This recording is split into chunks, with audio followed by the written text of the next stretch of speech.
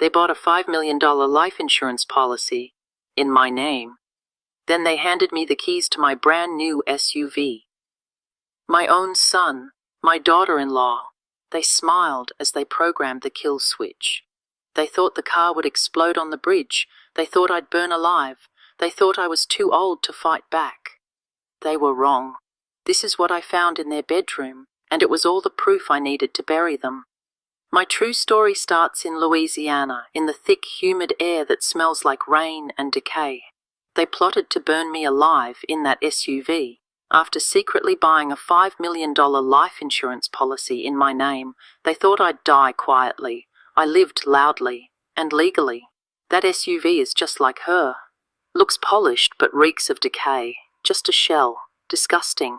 I cannot even sit in the same room with her. Why is she still here? She smells like mothballs and death. As long as she's breathing, I have to pretend to care. I am so tired of it. She needs to die already so we can collect the insurance. I stood behind that bedroom door, holding the cup of tea they had asked me to bring. My hands trembled, but not from the weight of the porcelain. It was the words. So sharp, so deliberate, they pierced through me cleaner than any knife could. The tea rippled in the cup, and for a moment I thought it would spill, but I just stood there, frozen, listening. That house, that very room, was mine once. I had picked out the wallpaper, chosen the curtains with lace edges, bought the dining table that still sat in the kitchen. My late husband George and I had built our life in that house from scratch. Every inch bore the fingerprints of love, struggle, and frugal patience. And yet now, after he was gone, I had become a tolerated ghost in my own home.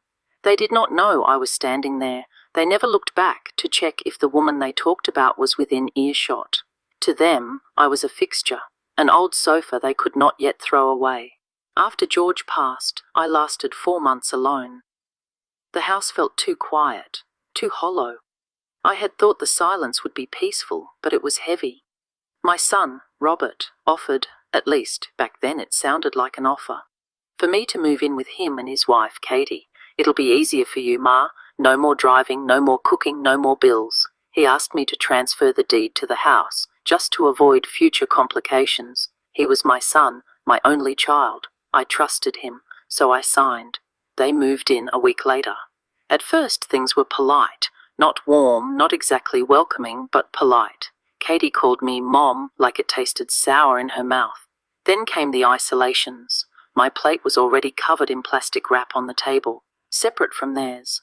My coffee mug disappeared. It was old and chipped, Katie said. I threw it out. The bathroom down the hall was suddenly labelled Robert and Katie only. I was to use the half bath in the laundry room, the one with the creaky door and broken sink stopper.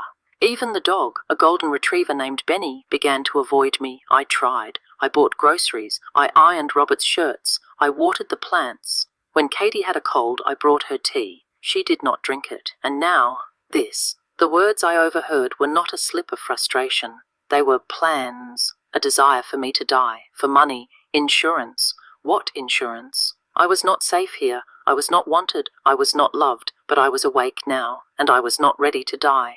Got you something, Ma? Come outside. 2 days later, Robert came home with a surprise. A dark grey SUV, shiny, clean, big. For you, Robert said, so you can get around more easily. Grocery store, church, whatever you like. No more depending on us. It was strange. Just last week, Katie complained I was too old to be trusted behind a wheel. Now suddenly I was being handed keys to a brand new vehicle. We even added you to the insurance policy, Robert said. Made it official. That word echoed like a stone down a well. Official. They started doing other things too. Robert offered to drive me to my doctor's appointment. Katie came back from the pharmacy with new pills, saying the doctor had prescribed a mild sleep aid to help me rest better. I had never seen the prescription pad. I never met that doctor. They invited me to go for walks at the park. I told them stories. About teaching, about Christmases, about Robert winning his first ribbon at the state spelling bee. Robert stared at the lake. Katie nodded politely. It was like they were waiting for me to stop talking. The pills were light blue, unfamiliar. I stared at them in my palm and felt the chill creep up my spine again. This was not kindness. This was choreography, a perfect little dance to lull me into stillness. The SUV was not a gift, it was a stage, a set piece for a story they were writing without my consent. Are you stupid, Robert? If the car explodes, it has to look like an accident. No evidence, no questions. You want to go to jail over this? Then check the damn device again. I don't want to end up in prison for $5 million. That thing better go off right when she's on the bridge. No delays.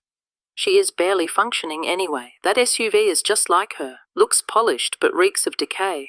Just a shell. Disgusting. I cannot even sit in the same room with her. Let's get this over with, Robert. I want to be in Hawaii before winter. They were planning to kill me, not metaphorically. They had talked about the logistics, the timing, the method, the bridge, 2 miles from the gas station. Boom, burnt frame, case closed. It broke something inside me. Not in the way people talk about heartbreak. It was quieter, colder. I did not feel grief. I did not feel rage. I felt removed. What I saw were masks. Hollow-eyed creatures wrapped in borrowed affection, smiling while measuring the distance to the cliff's edge. They had called me a shell, but they were the ones who were empty. I found it. A brown accordion folder, hidden behind a tangle of scarves no one wore. Inside was my name, Geneva Marie Collier, a policy number, a policy amount, $5,000. Robert's name was listed as the sole beneficiary, but what stopped my breath was the signature. Cursive, curved, elegant, but not mine. It was a forgery. Someone had practiced. Emails. Katie referred to me as their aging dependent. She asked about accidental death clauses, a fire caused by vehicle malfunction, a receipt for a device, a custom ignition relay timer. Wired to trigger combustion through an app, a typed letter of intent. Drafted but not signed. Written in first person, supposedly from me. They had built a coffin out of paper and signed my name across the lid. I was not crying. Tears belonged to heartbreak. This was something else. This was war. Evelyn, it's Sophia. Evelyn Thomas, attorney at law. Retired, but not idle. My best friend from high school. We didn't waste time on tea. Evelyn set out a recorder, a legal pad. Tell me everything, Sophia. No detail is too small. And I did. She examined the SUV. This isn't standard, she said, pointing to a device with unfamiliar wiring.